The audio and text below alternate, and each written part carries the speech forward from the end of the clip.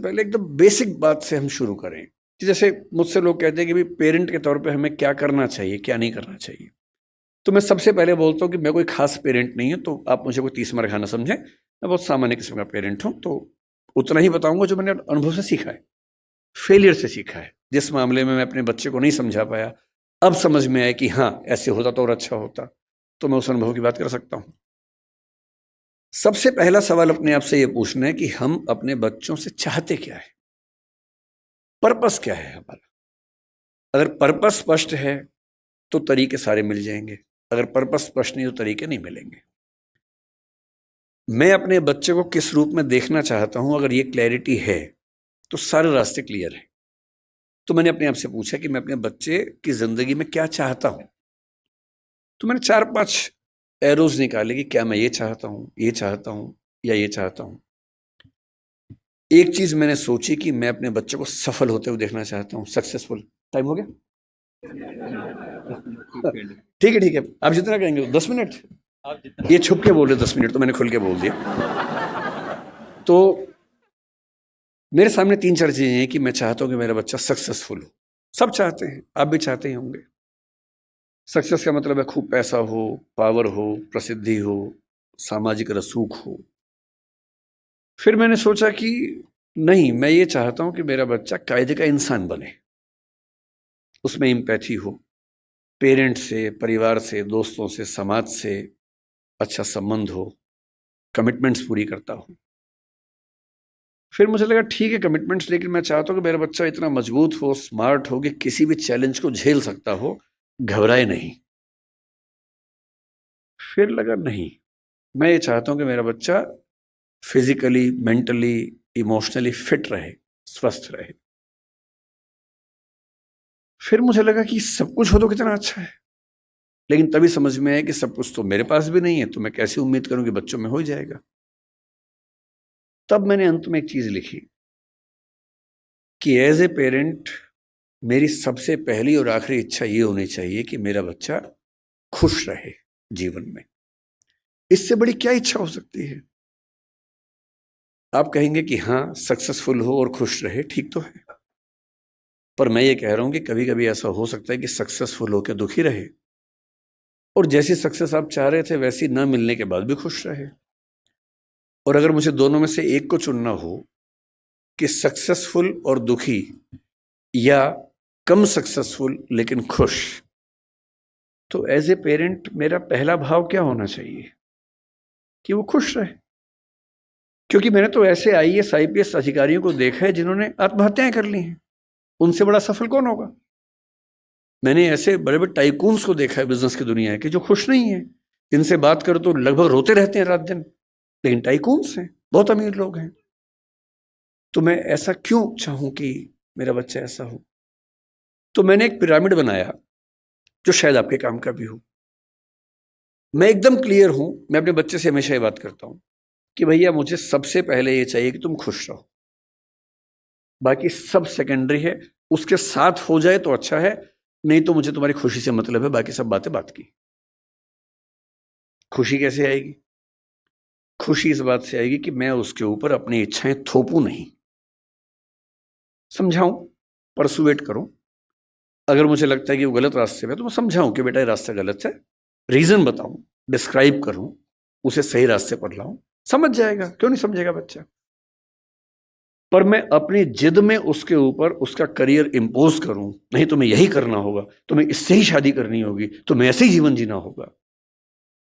तो मैं ऐसे कई लोगों को जानता हूं जो बहुत सफल हैं और अपने माता पिता से, स्पेशली अपने पिता से नफरत करते हैं। नफरत बहुत भारी शब्द है, लेकिन वो नफरत ही करते हैं। वो कहते हैं कि मेरे पिता ने मुझे जबरदस्ती ये विषय दिलवाया, इंजीनियरिंग करवा दी, मेरी इच्छा नहीं थी। मेरे पापा ने मुझे जबरदस्ती आईएएस का एग्जाम दिलवाया, मेरी इच्छा एकदम नहीं थी, मेरी इच्छा सिंगर बनने की थी। क्योंकि मैं पढ़ने में ठीक था, मैं बन भी गया सिविल सर्वेंट। मैं सिविल सर्वेंट हूं, मैं नौकरी कर रहा हूं ठीक से, पर मुझे मजा नहीं आता है, मैं रोज दुखी होता हूं। और आज भी मेरे पिताजी मुझे कहते हैं, उसने कहा कि मेरे पिताजी मुझे रोज धमकी देते थे कि अगर ये काम नहीं किया तो मैं सुसाइड कर लूंगा, ये कर दो वरना मैं ये कर दूंगा, ये कर दो वरना मैं वो कर दूंगा। और हमारा पूरा परिवार उनके खौफ में जिंदगी जीता रहा। हम सब सफल हैं उनके दबाव की वजह से। पर 3 दिन पहले मेरे पापा ने फिर, ये बात 10 साल पहले की कर रहा हूं मैं, 3 दिन पहले मेरे पापा ने मुझे फोन किया मेरी शादी के लिए। अब मुझे मारपीट के सिविल सर्वेंट बना दिया है, जो मेरा मन नहीं था। आप कह रहे हैं बेटा लड़की फाइनल कर दी है, इससे शादी करनी है, और मैं किसी को जवान दे चुका था। मैंने कहा पापा मेरी किसी से बात हो गई है। बोले बेटा आत्महत्या कर लूंगा। और उसने कहा कि आज मेरे मन में पहली बार आया कि बोलूं कि कर लो। मैं रोज करूं इससे अच्छा आप एक बार कर लो। मैं 15 साल से कर रहा हूं, एक बार आप भी कर ही लो पापा। अगर इतना इंपोज करके आपने सफल बना भी दिया तो अपने प्रति जो नफरत पैदा कर लेंगे वो ज्यादा भारी पड़ेगी। इसलिए बच्चे की खुशी का मतलब है ऑटोनॉमी, उसकी इच्छा का सम्मान। हाँ जहां वो गलत है समझाइए, परसुएट कीजिए, कन्विंस कीजिए, दबाव नहीं। जिसकी जिंदगी में एक मिशन हो, अपने मन का काम हो, और ठीक ठाक से रिश्ते हों, 2-4, 1-2 बढ़िया दोस्त हों, परिवार ऐसा हो कि जहां आके उसको मजा आता हो, शाम को घर आते हुए अच्छा लगे, ये नहीं कि अब रात गुजारने के लिए जाना ही होगा। उससे सुखी जीवन किसी का नहीं है। और इसलिए मेरा तो उसूल ये है कि दबाव डालकर अपने बच्चे से कुछ भी ना करवाना है, ना सोचना है। उसके बाद सारी बातें आती हैं। नंबर 2 पर मैं चाहता हूं कि मेरा बच्चा एक कायदे का इंसान बने, उसमें एम्पैथी हो, माँ बाप के संघर्षों को समझता हो, समाज को समझता हो, परिवार का महत्व समझे। इतना ही नहीं, आप तो जैन समाज से, और मैं भी कई मामलों में मन से बहुत नजदीक हूं। मैं सिर्फ शाकाहारी होने के नाते नहीं, मैं उसी तरह का व्यक्ति हूं जो आपके समाज में ज्यादा होते होंगे। अगर मैं बैठा हूं और कोई मच्छर वहां उड़ रहा है या चींटी गिर गई है तो मैं उसको उठा के बाहर छोड़ के आता हूं कि मर ना जाए, वो मेरी वजह से ना मरे कम से कम। तो मेरा स्वभाव वैसा है। और मतलब मुझ पर हंसते भी हैं कई लोग, हमारे परिवारों में इस बात पे हंसते हैं, पर उनके हंसने से मुझे क्यों फर्क पड़ना चाहिए? अगर मैं अपने किसी विचार में पक्का हूं तो हूं। मैं चाहता हूं कि मेरा बच्चा एक एक प्राणी के प्रति लिबरल हो, एम्पैथेटिक हो। और मैंने पाया कि इसका एक बड़ा अच्छा तरीका है। हमने अपने घर में एक पेट पाला कुछ समय पहले, अभी उसकी कुछ दिन पहले मृत्यु हो गई। और मैंने पाया कि एक पेट के होने मात्र से घर के सब लोग ज्यादा संवेदनशील हो गए। उसके प्रति नहीं, सबके प्रति हो गए।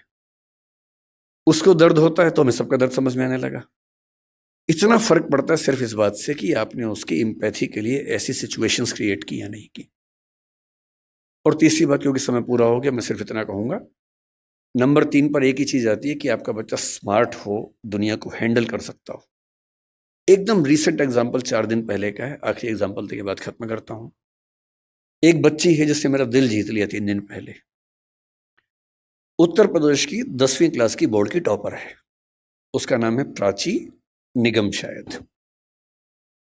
उस बच्ची का जो गेटअप है थोड़ा सा अलग है। उसकी थोड़ी सी मूंछ है, हल्की सी दाढ़ी है, जो कि बहुत रेयर बात नहीं है। लड़के और लड़की में उतने अंतर नहीं होते जितने हम सोचते हैं। आजकल हम जब स्टडीज करते हैं जेंडर में, इस बात को समझते हैं। टेस्टोस्टेरोन हार्मोन पुरुषों में भी, महिलाओं में भी, पुरुषों में थोड़ा ज्यादा है, महिलाओं में थोड़ा कम है। और यदि किसी महिला में थोड़ा सा ज्यादा हो जाए तो थोड़ा सा चेहरे पर बाल आ जाते हैं। हार्मोनल थेरेपी करवा लो तो ठीक हो जाता है, इतनी सी बात है। अब उस बच्ची को पढ़ने में बहुत मन लगता है। उत्तर प्रदेश बोर्ड का टॉपर होना मजाक नहीं होता है। उत्तर प्रदेश बोर्ड बहुत मुश्किल बोर्ड होता है। उसकी टॉपर है वो, पर उसे चेहरे पर थोड़े से बाल हैं। जब उसने टॉप किया उसके इंटरव्यूज आए, और हमारे बदतमीज समाज ने, हमारे गंदे समाज ने उस बच्ची की मेहनत की तारीफ जितनी की, उससे ज्यादा उसके लुक्स को ट्रोल किया, गंदे गंदे कमेंट किए। और सोच के देखिए, 10वीं क्लास का बच्चा जिसकी उम्र 15 साल होगी, जो पढ़ने में इतना डूबा हुआ है कि फर्स्ट रैंक लेके आ रहा पूरे स्टेट में, उसकी मेहनत पर बात नहीं हो रही है। बात हो रही है कि उस लड़की के चेहरे पर बाल कैसे हैं। कैसा भद्दा समाज है हमारा। 2 दिन बाद उसका फिर एक इंटरव्यू आया, और उसने इंटरव्यू में क्या कहा, थोड़ी दुखी आवाज में कहा कि इतनी ट्रोलिंग हुई, मुझे, मेरा मन करता है काश मैं टॉप ना करती। ये हमारे समाज के मुंह पे एक थप्पड़ है, तेज थप्पड़ है, जो लगना भी चाहिए। लेकिन जो मैं आखिरी बात आपसे कह रहा हूं वो इसके बाद की है। उसके 2 दिन बाद फिर उसका एक इंटरव्यू आया, जो मैंने कल देखा, और उसने कहा कि ट्रोलिंग हुई बहुत, लेकिन मुझे खास फर्क नहीं पड़ रहा, मैं ठीक हूं, इसी बहाने फेमस भी हो गई। और रही बात इसकी, तो ये तो जब चाहूंगी ठीक कर लूंगी, इसमें ऐसी कौन सी बात है। सोशल मीडिया की एंजाइटी हमारे दौर के सबसे बड़े खतरों में से एक है। बच्चे फोटो डालते हैं, लाइक कम आते हैं, एंजाइटी हो जाती है।